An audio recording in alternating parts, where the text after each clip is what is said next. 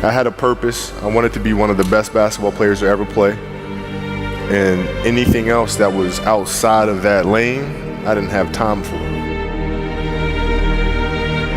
There's a quote from one of my English teachers at Lower Merion named Mr. Fisk. He had a great quote that said, "Rest at the end, not in the middle." And that's something I always live by. You know, I'm not going to rest. I'm going to keep on pushing now. There are a lot of answers that I don't have, even questions that I don't have. But I'm just going to keep going. I'm just going to keep going, and I'll figure these things out as we go, right? And you just continue to build that way. So I try to live by that all the time. At what age did that goal become crystal clear? I made that deal with myself at 13 years old. At 13 years old? 13 years old. That's the deal I made. You were crystal clear about it? Crystal clear. And where did inspiration come from? The love of the game. The love of the game, the challenge. Like I would watch Magic play, I'd watch Michael play, and I would see them do these unbelievable things, and I'd say, you know, can I get to that level? I don't know, but let's find out. Let's find out. And so that curiosity to see where I could push this thing led me down that path, I think. I had a summer where I played basketball when I was like 10 or 11 years old, and here I come playing, and I don't score 1 point the entire summer. Not a free throw, nothing, not a lucky shot, not a breakaway layup, 0 points. And I remember crying about it and being upset about it. My father just gave me a hug and said, listen, whether you score 0 or score 60, I'm gonna love you no matter what. Wow. Now that is the most important thing that you can say to a child. Because from there, I was like, okay, that gives me all the confidence in the world to fail. I have the security there. But to hell with that, I'm scoring 60. And from there, I just went to work. I stayed with it. I kept practicing, kept practicing, kept practicing. I think that's when the idea of understanding a long-term view became important. Because I wasn't going to catch these kids in a week. I wasn't going to catch them in a year, right? So that's when I sat down and said, okay, this is going to take some thought, right? What do I want to work on first? All right, shooting. All right, let's knock this out. Let's focus on this. Half a year, 6 months, do nothing but shoot. Right, after that, all right, creating your own shot, and you focus. So I started creating a menu of things. When I came back the next summer, I was a little bit better. I scored. Yeah, it wasn't much, right, but I scored. This is 12, 13. 12, 13. And then 14 came around, back half of 13, 14 years old, and then I was just killing everyone. And it happened in 2 years. And I wasn't expecting it to happen in 2 years, but it did, because what I had to do was work on the basics and the fundamentals. Well, they relied on their athleticism and their natural ability. And because I stick to the fundamentals, it just caught up to them. And then my body, you know, my knees stopped hurting. I grew into my frame, and then it was game over. Wow. Were you always competitive from the day you were born? You were super competitive? Competitive with things that I participate in. So I'll put it to you this way. So like, you know, basketball for me was the most important thing. So everything I saw, whether it was TV shows, whether it was books I read, people I talked to, everything was done to try to learn how to become a better basketball player. Everything. And so when you have that point of view, then literally the world becomes your library to help you to become better at your craft. So at 13 years old, I had a kill list. And so, you know, they used to do these rankings. It was Street and Smith basketball rankings.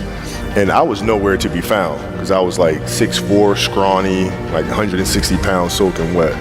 So I was like 57 on the list. And so I would look at 56, 55, all the way up to number 1, who these players are, what club teams they played for. So when we go on an AAU travel circuit, I got to hunt them down.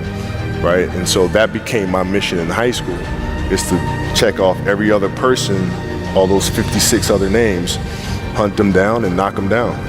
So when we played at 13, I would size you up and see what your strengths and weaknesses are. How do you approach the game? Are you silly about it? Are you goofy about it? Are you good at it just because you're bigger and stronger than everybody else? Right, or is there actually thought and skill that you put into it? Right? And when I'd play to my weaknesses. I always work on the things during those games that I was weak at. Left hand, pull-up jump shot, post game. Right? So I have a strategy. What was really your work ethic like, and for how long did you stay disciplined? Well, I mean, I mean, every day. I mean, since, for 20 years. It was an everyday process and trying to figure out strengths and weaknesses. For example, jumping ability. Man, my vertical was a 40, it wasn't a 46 or a 45. My hands are big, but they're not massive. Right? So you got to figure out ways to strengthen them so your hands are strong enough to be able to palm a ball and do the things that you need to do. Quickness, I was quick, but not insanely quick. I was fast, but not ridiculously fast. Right? So I had to rely on skill a lot more. I had to rely on angles a lot more. I had to study the game a lot more.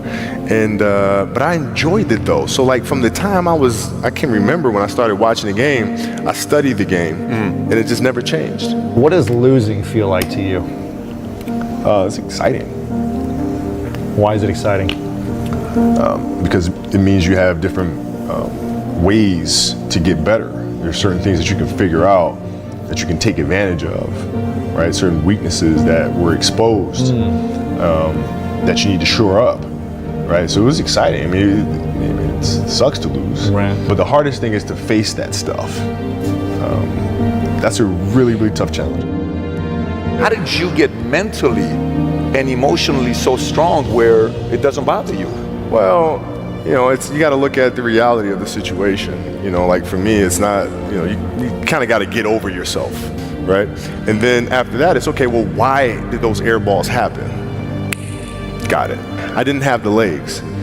So you look at the shot, every shot was online, but every shot was short, right? I got to get stronger. I got to train differently. The weight training program that I'm doing, I got to tailor it for an 82-game season so that when the playoffs come around, my legs are stronger and that ball gets there. So I look at it with rationale and say, okay, well, the reason why I shot air balls is because my legs aren't there. I go, well, next year they'll be there. You have to do the hard stuff and watch that game and study that game to not make those mistakes over and over again just because you weren't brave enough to face it. So you got to deal with it. Face it. Got to deal with it. Face it, learn from it. You don't want to have that feeling again, do you? Right? So you got to really study it, face it, and not to say you'll win the next time you face it, but at least you'll give yourself a better chance. Yeah. It's an obsessiveness that comes along with it. You want things to be as perfect as they can be, understanding that nothing is ever perfect.